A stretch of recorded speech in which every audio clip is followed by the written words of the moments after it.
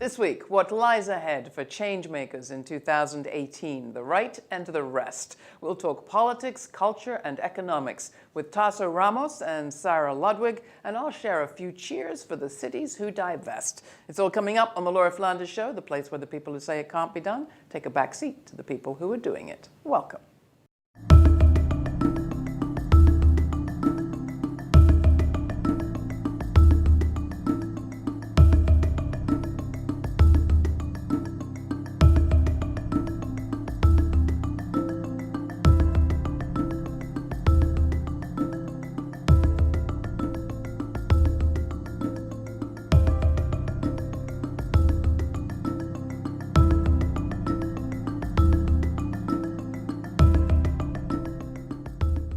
In his first State of the Union speech, for once, Donald Trump did the predictable. He cheered for his administration's triumphs and declared the country much improved. Growth is up, unemployment is down. Trump claims credit for the stock market's peaks. But that may not last as the effects of GOP spending cuts and tax breaks kick in. And beneath the snapshot headlines, what is actually going on? What's changed economically, politically, culturally? And what have we learned, not just about the Donald, but about the forces and dynamics that won him the White House? What is real, in other words, and what's rhetoric? And for those who worry about violence and division and panic, where are we seeing interesting or noteworthy alliances shaping up? To help me take stock of all of those questions and more, I bet, I welcome now Tasso Luis Ramos, Executive Director of Political Research Associates, a progressive research group with expertise in the right and the so-called alt-right, and Sarah Ludwig, who is founder and co-director of the New Economy Project, a longtime grassroots organizer for neighborhood equity and financial justice. Both are former guests on the show, but never together, and I'm thrilled to bring you back around the same table. Thanks for coming. Thank you for having us. Thanks, Laura. So let's start with the big question. What's changed? What hasn't? Politically, economically, culturally? Who wants to go first? Go ahead. Tasso. A lot has changed in a year, and quite a bit hasn't. One of the things that's changed is that some of Donald Trump's strongest detractors on the right, networks like the Kochs and the Mercers, have come to rally to his defense, including with promises of upwards of $400 million to spend the midterm elections. It's a kind of reward for the tax heist bill. So the same folks who scuttled much of Trump's legislative agenda, because until the tax bill, really there was nothing that he could turn to as an accomplishment, are now rallying to his defense and trying to hold the line against the possibility of some blowback in the midterm elections. So that's a significant change. We've also seen the fall from grace and from Trump's inner circle of some liaisons between the administration and the alt-right, folks like Steve Bannon and Sebastian Gorka. But we still have unprecedented access to the White House from white nationalists, particularly around immigration reform, by way of Stephen Miller and Jeff Sessions. Yeah. And so there's been quite a bit of change and some real continuity. All right, so sort of the political background. What about on the ground in real terms? What's happening with the people you work with, Sarah? Well, I mean, what's happening with the people we work with in New York, which is mainly people who are part of base building, organizing, community-based organizations that are fighting for racial and economic justice, there's sort of an interesting sort of dichotomy in the work. On one hand, I don't think that the analysis has changed for a lot of groups. A lot of the inequities that people have been working very hard to address haven't changed, they're systemic. Right. So the analysis and the critique haven't changed, but the realities for so many people have really dramatically changed. How I think so? particularly about immigrant New Yorkers who are, fighting for their lives ultimately, and also just this sort of government for and by the 1%, which is so hideously transparent. We've had other pendulum swings in the past politically when groups like ours stop fighting at the sort of for gains at the federal level. That's all been clearly abandoned. We've refocused our work very much on state and local and community organizing, which were always core parts, but now it's all that we do.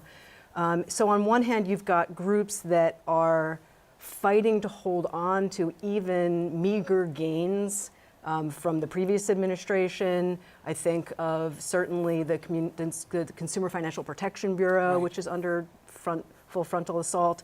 So we're fighting to hold on to that. A lot of resources are going into fighting for these crumbs, if you will. That he had a most gigantic meltdown, financial economic meltdown in 2008, and out came this, financial reform, which barely put reins on Wall Street, and that's under assault. There's a whole plan right now that Trump has put out to deregulate left and right. So one's fighting on that, but then there's tremendous sort of radicalization that's going on, which is very exciting to see, where groups realize that this kind of reformist approach to social justice and to these inequities has to take place in a more systemic way. So, all right, so let's get to the radical and systemic in just a second. But before trying to put these two pieces together, if what Sarah's saying is true, and it seems patently true when you look around, and the promises that Trump ran on in 2016, particularly to the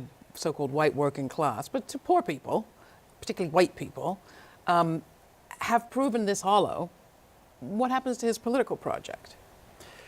Well, I think what we've seen over the last year is that Trump has offered nothing of particular economic benefit to everyday people in this country. And so instead, what he's offered are non-material benefits to what he thinks of as his voting base, separate from his donor base in the constituency of the 1%, the Mercers and the Kochs and folks like that. And so we haven't seen, for instance, student loan relief, but we've seen a repeal of guidelines around sexual assault on campuses. We haven't seen manufacturing come back to the United States the way Trump promised in these hollow terms throughout the election campaign, but we have seen the Muslim ban, the ban on transgender service in the military. We have seen him go after black identity extremists as though that was a thing in the United States in ways to signify support for his base defined in very exclusionary racial and ethnic terms. Because we have to remember the people who actually voted for him were not the poorest of the poor. They were voted overwhelmingly Democratic. It was the people just above that, right? And then further up. Which has been the traditional base of support for reactionary, authoritarian style politics. And many of those people really are going to be hurt, actually, by the tax reform that Trump managed to get through. And the folks who most benefit from that are exactly the donor class who are now pumping hundreds of millions of dollars to try to shore up their majority in Congress at this point. So I'm hearing from both of you, and I appreciate you being together in this conversation, because I feel like these two conversations don't happen at the same table very often. Where do you see the connection between the work that Tasso's laying out, which is fairly scary stuff having to do with the fringes of democracy, what happens when people lose confidence and are turned against each other and are sold this bill of antagonism one from the other?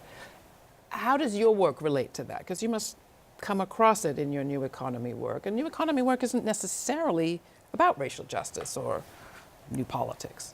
No, I think that's true. I mean, for us at our organization, New Economy Work is very explicitly about racial justice. It's rooted in creating a just economy that works for everybody, but it's fundamentally about racial and economic justice. It's about sustainability, it's about cooperation and so forth. So, I mean, what we're seeing groups do, which is very exciting, is not pursuing models that are new necessarily, but pursuing them much more enthusiastically and rigorously. So whether it's creating community land trusts to take land out of the speculative market and put it within community control. I mean, you've got so many people who risk losing their homes and have lost their homes, all the pressures of displacement. It's a way for people to stay in communities and have self-determination over land, over their housing and so forth. And linking that to other efforts like the formation of worker cooperatives and financial cooperatives where people actually have control over their money. And for these different models, and the list goes on, I mean, we're also working to create a public bank for New York, to really sort of take Wall Street and all these destructive forces out of people's lives so that they can come together and really forge strong neighborhood economies that bring together these different sort of visions of cooperation that are such a different approach and really sort of people are looking for lasting solutions to withstand what's going on in the nightmare that we're living in right now. So it doesn't really get to your question of kind of tying these together, except that it's planting sort of a long-term vision in actually very practical models that people are showing by doing. It's sort of proof of concept by actually doing this work, but then bringing them together into a sphere so that people who are doing community-based financial organizing see the people doing mutual housing and community land trust, and that's what hasn't really happened before in our work. And you, Tasa, you've been all over the country talking, as you said. What have you seen, and what's inspired you in terms of the type of work that's happening? I think that one thing that connects the kinds of examples Sarah's giving to some other things I've seen is this tremendous challenge in this moment to, on the one hand, defend against the further erosion of kind of formal democratic infrastructure, much of it quite inadequate to the task of democracy. So whether that's the Consumer Protection Bureau, whether that's the judiciary in this moment where Trump, one of his lasting impacts may be stacking the federal judiciary. With people who've come out of the Federalist Society and other kinds of things. So on the one hand, we have this task of shoring up totally inadequate institutions of democracy and simultaneously mobilizing tremendous energy and support for more transformative changes down the road. That's an incredibly difficult set of challenges, to hold simultaneously. You see some of those dilemmas reflected in strategy around the elections. What sort of candidates are progressives going to back, and what kind of electoral strategies? Is it going to be about deep investment in community capacity and mobilization and in the South and with Black women leading the way, for instance? Or is it going to be the typical set of swing state, late pilot, drop-in, air war advertising kind of campaigns that we've come to expect in this country, and there are real fights over how that's going to play out. So this question of whether this is a moment that galvanizes enough people around transformation, or whether the bar becomes the very low bar of anything but Trumpism, is, I think, one of the essential tensions and debates that's happening across many different kinds of campaigns, communities, sectors of the social justice. Yeah, I call it the danger of not Donaldism. Anybody but him. Did you want to come in on this? Well, yeah, I mean, just picking up on what Tarso's saying, there's, in the organizing world, there's sort of these new alliances that are being forged based on this dichotomy that we're talking about, which is, do we defend and hold on to things that are being attacked and aggressively dismantled, whether it's public education? I mean, obviously there's, as a threshold, all things environmental and climate related. And, are we working towards imagining and implementing a different vision and different approaches? And some groups are straddling that effectively and doing both, but there's also this sort of cleaving taking place where some groups, maybe they're holding on to the institutions and trying to ward off, real dismantling, but then some are still stuck in this notion that this is just a short-term thing, everything's going to be okay. Obviously, we see a lot of the Democratic Party kind of on this mindset that, we just have to kind of weather this, and then, we'll be back to some status quo. Yeah. And that, I think, is quite dangerous, actually. Can we talk about the alt-right and misogyny for a minute? Because it may feel like a leap, but I'm thinking about so many of the people that I know involved in new economy work are women and women of color and immigrant women, people doing so much of the work about remaking society bottom up are of the female variety. And at the same time, we've had this assault on women, rhetorical, actual, met by beautiful displays of courage and solidarity and intergenerational support. I think of that extraordinary Nassar hearing where Larry Nassar, the gymnast, doctor, abuser, sex creep, was just called out by 150 women in the courtroom of that extraordinary judge. And I'm waiting for the backlash. I'm waiting for the backlash that you said was very much part of what brought Trump into power. Yeah. Where is it? Is it happening? Can I relax? Can I exhale yet? You cannot relax. I think that's clear. No, there's no relaxing allowed. Certainly, part of the energy that delivered the boost for Trump, say from the alt-right, was as much about misogyny as it was about white nationalism and kind of ethnocentrism. And I think that persists to this day. I think there's a reason why DeVos at Education came in and immediately went after standards around sexual assault on campus. I mean, that proved just how anti-feminist she was. That was a reward to the base, as well as advancing a broader strategy around redirecting the priorities of the Department of Education in very scary ways.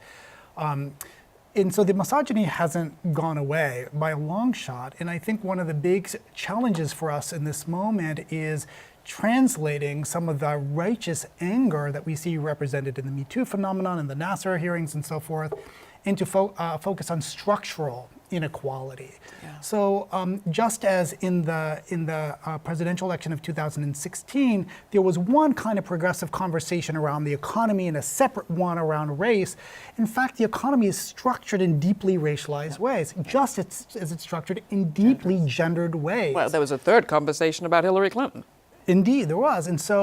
And yet, most of the national discourse around sexualism and sexual assault is happening on the level of interpersonal dynamics Right. or contained within specific industries, as opposed to broadening that to a question of fundamental economic inequality that's baked into the US system. Yeah. And so after the election, there was a lot of sort of liberal hand-wringing that, well, the problem somehow was that there was too much talk about racism and too much talk about sexism and gender, Right. and not enough talk about the economy in a way that would appeal to a white working class. And I think the lessons of this moment are not that the left progressives should shut up about race, sexuality, or gender, but that we have to talk about those things in ways that are actually related to economic inequality and related to the core issues that everybody's experiencing in this country. I may be just thinking out loud again, but it does seem to me that we can see what's happened around Me Too as about women's empowerment and gender violence. It is. Patriarchy, misogyny, all of that. But it's also people telling their truth Yeah. and breaking some kind of an illusion of everything okay. And I wonder if, in a way, the new economy movement isn't a little bit of that too, of people saying, you know what? Actually, this economy that we've been told is okay, with ups and downs, but generally okay, capitalism, America, the American dream, it's really not okay, and let me tell you about my life. I think there's an element of that in people seeing the sort of sham that is Trump's spoken agenda and the sort of false populism of it all. And that as people see just this hideously transparent lie about what he's about and sort of the talk versus the tax cut and all of that stuff, that's actually, you know, explicitly exacerbating inequality. Right. You know, that, the people, as they see that sham, they realize this is it, where we have to really change the way that we approach everything that we work on. And I think your point about understanding sort of the racial justice work and the gender justice work in an economic context is where we have to go next. I mean, lots of people are saying this, but I'm just going to say it again. I mean, Trump knows very well that people's fixation on his craziness, his family, Russia, you name it, actually serves him very well as a Right. distraction. And it's a distraction from all the things that we're talking about. And there are people who see that distraction and they just want to roll up their sleeves and change their communities and change their lives. And that's what we're seeing that's very exciting at the neighborhood level. It's mostly women, but not exclusively. It's mostly women of color that we're working with, a lot of immigrant women here in New York. And you know, what choice do they have? I mean, it's a question also of survival to some extent. But the idea of sort of building community and going for broke in these times, I think, is partly about truth, how you put it. And what happens to our structural analysis? I mean, to go back to the very important point you made earlier, how do we get to the structural pieces while we're really scared in lots of this country about an awful lot of people with an awful lot of guns? And a lot of license after this administration's been in power for so long. Well, look, this past year was a high watermark for, white nationalist, fascist, openly fascist movements in the United States, at least for several decades, back to the 80s or early 90s. If we look at the level of mobilization, if we look at the level of political support and space, including defenses that came from 1600 Pennsylvania Avenue, even after the murderous rally in Charlottesville.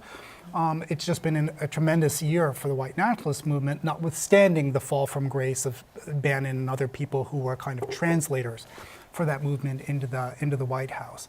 So these are very scary times, and at the same time we have a series of seemingly transparent economic betrayals, and they're certainly clear to the kind of people that you organize. And a big question is, given the level of unpopularity, for instance, about the tax reform and the tax hike, which is just a giveaway, right, to the 1%, is at what point is that betrayal felt even by some of Trump's own voting base, and what do they do with that sense of betrayal? Right.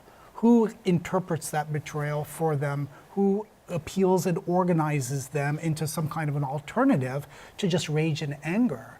Because it's not automatic that that sense of betrayal will result in a rejection of Trumpism. It could result in a further embrace of the xenophobia and the misogyny and the other elements that are part of his package. And couldn't there be a temptation in your part of this conversation, Sarah, for people to say, let's just create this co-op and not deal with our racial and other tensions because we'll never get the co-op part done? Let's not talk politics. Let's just try to create a credit union. I think that exists in some spheres. It's certainly not the work that we're doing because it's all very much deeply rooted in that. And, you know, yes, you can sort of have a co-op and have it not have anything to do with racial justice, and it's just kind of an opting out that we're going to reject the sort of mainstream economic arrangements and over here do this side thing, kind of have a shadow economy. We're working to really change things in a much broader transformational way that is about what we're talking about. So, I mean, I think that, you know, here in New York, one of the things that's come out of this moment is that groups, labor groups, community groups, civil rights organizations have come together to create an affirmative agenda for the whole state of New York around economic justice. And so that's about to be unveiled. It's got these very clean, clear planks. It's about resistance. It's about neighborhood and personal self-determination for people in New York communities. And it ties together work that's already was going on, but we couldn't have pulled it together if we were in a different moment, for sure. And it's also a rejection of attempts to deregulate the Wall Street, to introduce predatory lending in places where it's been banned. That's been a big, big fight here in New York. Well, we're going to cover every step of your way. It sounds very exciting. Do you want to end on an up note of some kind, Tarso? Look, I think that these are very scary times, and is partly as a result of that, there are thousands, maybe tens of thousands more people who understand themselves as historical actors in this moment and are forming their sense or reforming their sense of self in their political identities. And so there is tremendous opportunity for organizers and educators like yourself to really inform the direction of that mobilization and make sure that it's not just a blip in short-term resistance work, but really about doing a combination of that resistance and building long-term alternatives. And so there's a lot to work with. All right, well, we will be here every week doing that work. Thank you so much for being part of it. Appreciate both of you so much for coming in.